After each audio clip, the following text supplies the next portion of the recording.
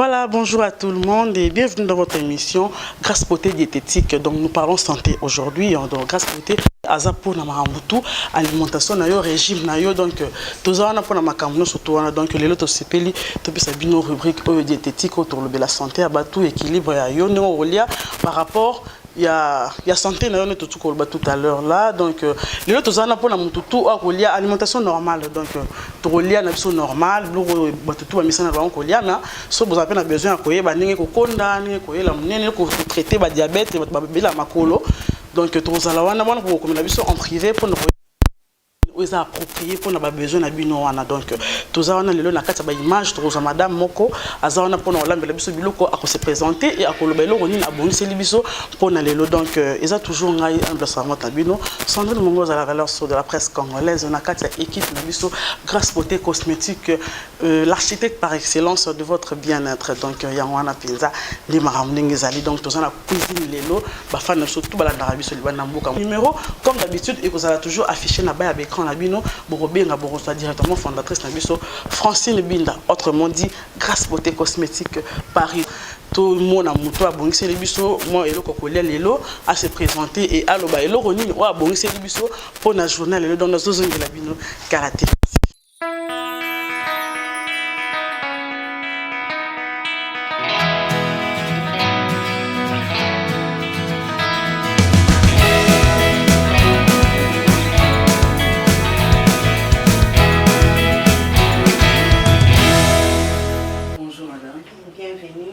Merci beaucoup. Santé Nani. Comment Nani? Mireille Bakaji. Mireille Bakaji, maman mariée? Oui, je suis mariée.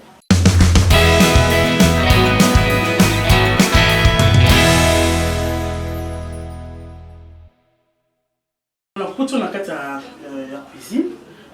Aux autres salamines, aux autres travailler les mini. Bienvenue la rubrique de biso diététique de Grâce Beauté Paris. Tous présenté bino rubrique na biso ya lelo ezali fumbwa makayabu mbisi na biso ya kokauka na soso na biso eza na nzungwa ya kotumba. Yango eza rubrique na biso ya lelo.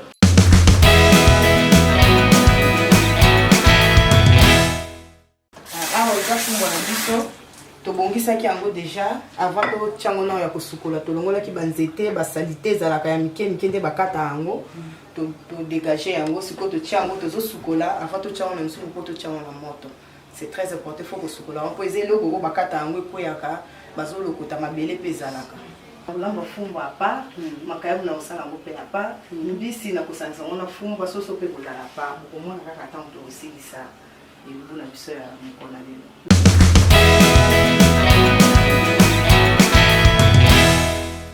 Merci beaucoup les fans on dirait qu'elle a déjà là je vois mon vieux il y a l'air merci beaucoup à toi mon vieux chinois Rita Kota Bambo te belle face aux amis et maman Rachel et bon colon n'a pas mais n'a vu que face aux amis on a tapé la valeur sur de la presse congolaise na Grâce Beauté Cosmétique Paris donc mon amour on a supposé on discrètement la fin ici mon macolo vraiment merci beaucoup à Jamil Love monter ma fleur follow puisque vous allez Bambo te belle et tout ça continue à tout expliquer bino maman Mireille expliquer bino ndenge fumbu ezalaka ba fumbu na biso akini to yebi déjà poussière ndenge ezalaka na akini ozokata na ndenge bien mais moi poussière ezo ya donc c'est ngili kosobola ngo bien konitala ngo bien achango pour nous prévenir parce que blo mususu ezalaka ngo za na ngo bien mais au chango directement épices aucun mot boulot suka donc pour nous prévenir ezala bololo a préféré qui a tout qui s'en est à mon anneau et après à ta épices après tout chango sur la moto support à expliquer biso à côté support na eloko ni na lamba ah wa support to lito assaisonner soso na biso eza ya kotumba ça c'est kotumba parce que kotumba c'est mieux pour les ozotumba ezoka saper ba mafuta ba graisse so ezaki na kati mususu ezo le kolia biloko fe ya bozaka malamu mingi pour la santé pour les ko baksa mafuta pour la mafuta talaka biso to salela mingi santé. Vraiment, merci beaucoup pour ces détails. Sur mon détail la santé. Donc autre chose qu'on est niveau muscade, tu as pour l'assaisonnement la sauce na biso, na moi mungwa na biso to sale la tangu nyonso. Moi litungulu pour l'assaisonnement. Mwandembi muke, mwandembi voilà. Donc tout tango, il faut se mélanger et après tu peux assaisonner sauce na biso na biso.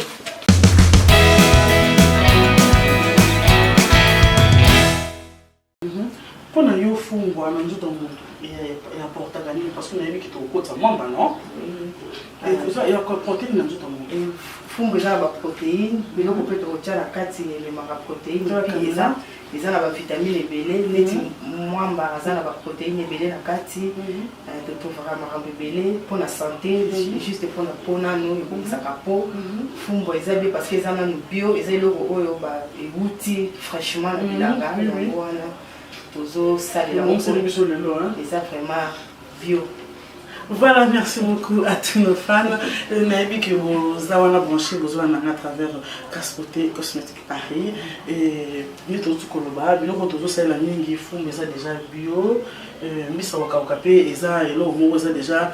te préfère à moi hein, ça peut nous de côté formalité makaya boupé ça bilo mon boyer côté na formalité to do da mon qui côté soso kakapo et ça et décorer les biso mais ça même la accompagner tolongoli longoli oyo nyonso eza ya mafuta oyo bagraisse eloko obebisa totiki yango mpenza kaka soso azala ye voilà totiki yo sikoyo espace osala sola biso neni oprocéder na biloko nono surtout bafani biso tu devine balamba na bango fumbana eza moto mosusu po basa un plus na journée lelo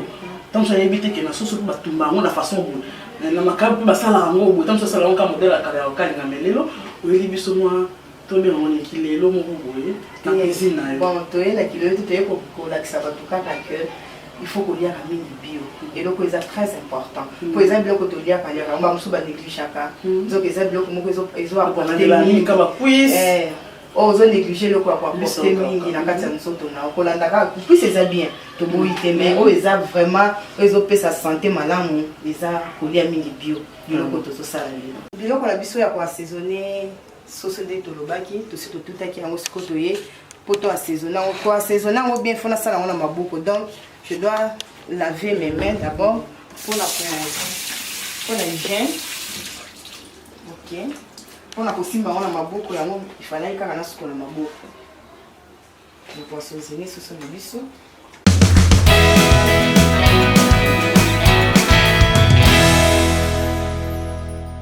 Nakotia moi fait na kati po eboma ba odeur ya mike po ezalaka na soso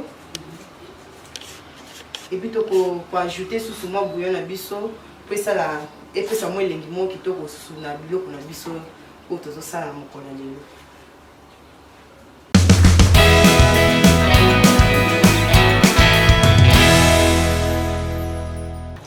Tant ozo ko assaisonner biloko il faut zala vraiment sur mungwa ekota ezala kitoko po epesa pe santé malamu na nzoto.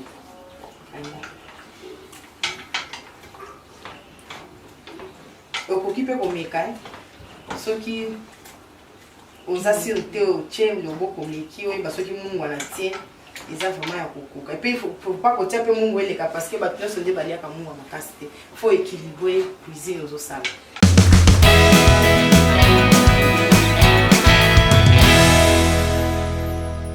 Tosisi kwa saison bien biloko na biso to fini to kotia ngo pe likola moto awa to moni pe fumba na biso pe déjà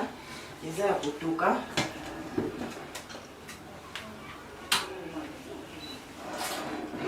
to kokitisa ngo siko to kosopa mai po mai oyo to kolambela ngo te fo tosopa ngo après totia siko biloko to kolambela fumba. Voilà, on continue sur l'internet. Maman,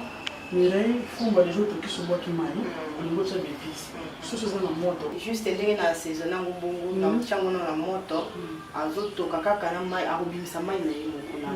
Après ndé to kotala soki to moni ki aza mwa makasi na ko tia mai me ya malunga te. Ko bebisa pe so felingi ya soso. To soso za roti to za soso makasi. Ya soso makasi. Ça va tout à la limo zo. C'est ko na yeko tia bebisi na ngai na fumbo apo. To sala ye to tia na moto abela mais normalement to banana na mai po to ba quantité ni to tia na fumba na mai to tia na kati.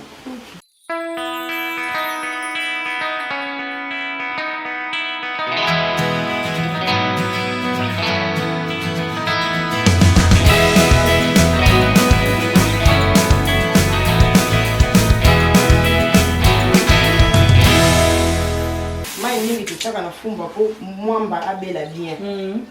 mwamba épice, biso kabeli bien te ya umra tutu to kala mbi fumba na kili bumo eleki parce que mwamba na yo obelisaki yango malamu te comment faut attendre kotoka toka ebela mwamba ndabela vraiment abela a se mélanger na kati ya fumba omoni ke mai nanga eleki te eza mpe likolo te donc ye na fumba baza presque niveau moko après nazwi oyo eza tomate ya mbuma kasi na préparaki yango déjà natutaki yango nazotia na kati ya fumba nango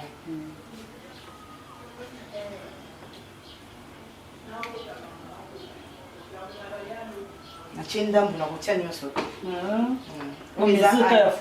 mesure kaka nyonso ozosala ka par mesure oyo eza ai nanga mpe nasi natutaki oyo eza ndembi nakotia nanu babuyo nanga te naotia nanu ai na ndembi ok mbala moko te babuye fo biloko nanu etoka après nakotia mwamba na ngai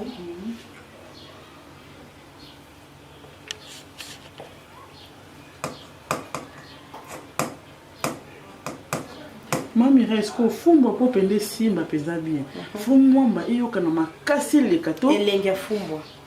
eza mwamba fumba ko eza kitoko lambi yango kitoko fo mwamba aleka te azanga pete donc azala juste voilà wana okoresir na fumba na ya kitoko nakobakisa mwamba na biso ndambu po oyo eza maleki donc awa bozomona nazochacha babiloko presque natie bouillon nano te po déjà nazotia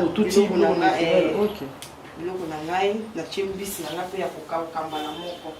donc azotoka mbala moko ntango fumbwa azobela nasi nabongisaki nyonso eza mbisi ya kokauka nyonso boyebi ezaka bamarché partout te eza mongusu te ngolo eza pe ngolo te eza malangwa ok eza mwa pete po mongusu peza ndeti soki tomoni ke eza makasi okoki kolalisa yango na butu na mai olalisi ye otie mai akolala na ntongo ntango korécupere akomona akozala vraiment mpo bato mosusu bakoka biloko ya makasi te omoni ke natie biloko nyonso natie mpe mafuta na ngai ya mbila nano na bani na mafuta mbila po tozolambela mafuta mbila tozosa mpe na huile raffinée mopanzi de solo parce que ça fait bon à fumba ah bon moi aussi je découvre mingi bio totie boye totie mafuta na biso ya mbila ndambu ya kitoko mpo ekanga o mpe na monoko te mpo soki ebandi okanga na monoko wana fumba mpe ebebi vraiment nde tokozwa biloko na biso sikoyo tomatisi na moto tatie mungwa te mpo nayebi na kosalela baboya na biso mpe ezalaka na mungwa bato mosusu balingaka mungwa mpenza mingi te naosalela nano kaka yango etoka nano kaka yango moko apres na kotia mungwa nsima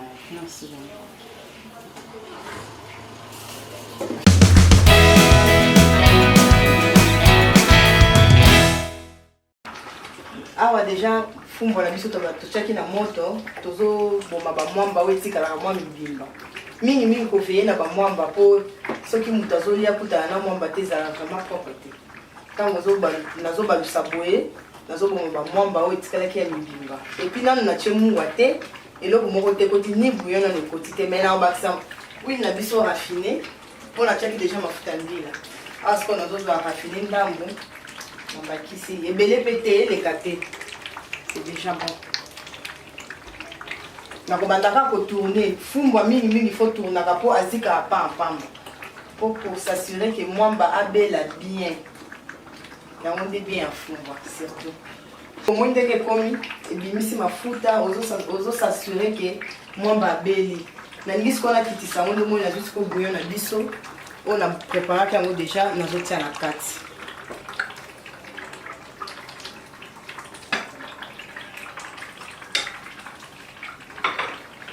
Nabandika kotourne mingi fo balusaka ngo po fumbwa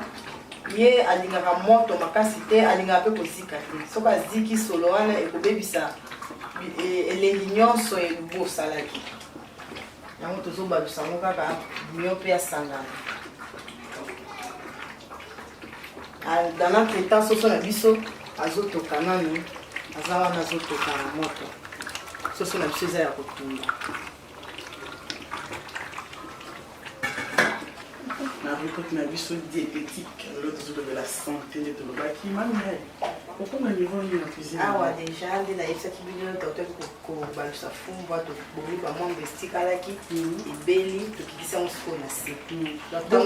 on va écouter moi. Écoute moi. Bouillon kaka mais ça va déjà par rapport à mon moi là. Tout le monde peut y avoir tiens moi mille pour la santé ba tout sous ba ngapeza mon waté, mon a tension comme mata, ils a vraiment bien pour la santé donc on a bien on kaka écoute na mon waté.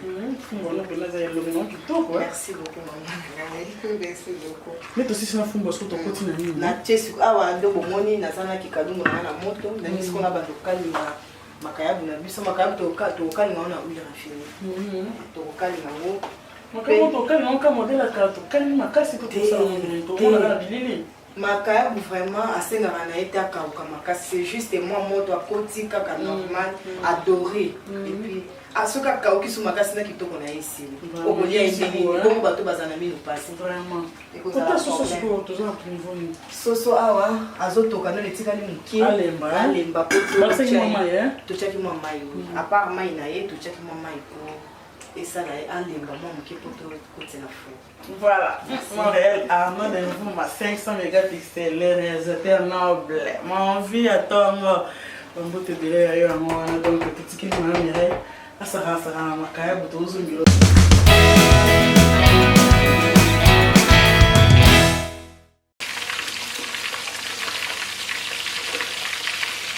makayabo na biso awa omoni ndenge tokali yango ekali nano eza tozodore kaka esali mwa edore ebalusi tobimisa yango koza mingi te po soko okausi yango makasi tokolisa makayabo esili bakamu bazolia ayoka elengi ya makayabo epuis en plus nabosanaki mingi lisusu ya motuya makayabo soko elingana bango bien azala mpenza na mungwa te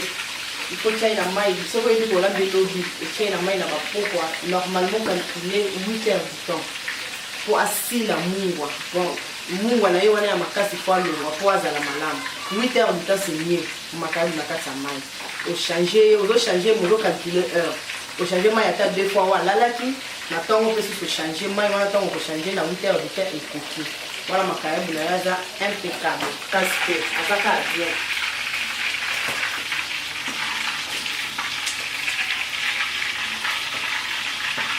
Sikoyo bomoi nde makayabo na biso tokali yango adoré kaka akauki te aza mpe makasi te aza vraiment très bien nde tozwi siko bepice oyo tokosalela na ye yango nasi nabongisaki oyo tokolambela épice na biso ezali poivron na baonion oyo tobengaka matungulu na lingala voilà yango nde tokodécore nango makayabo na biso ndenge nazotia yango mpona kotia yango mai te. C'est juste yango po eza ba légumes ebota mai na chaka huile ya pamba no ye moko abimisa mai na yo akolimbisa ye akota kaka huile na ba bouillon na biso atie huile après na ba bouillon na biso nasi nabongisaki natie ye moko akobota mai na ye akobimisa ekolemba kitoko makasi. Awa pe déjà soso na biso yeyo toyini tokotia siko na four po totumba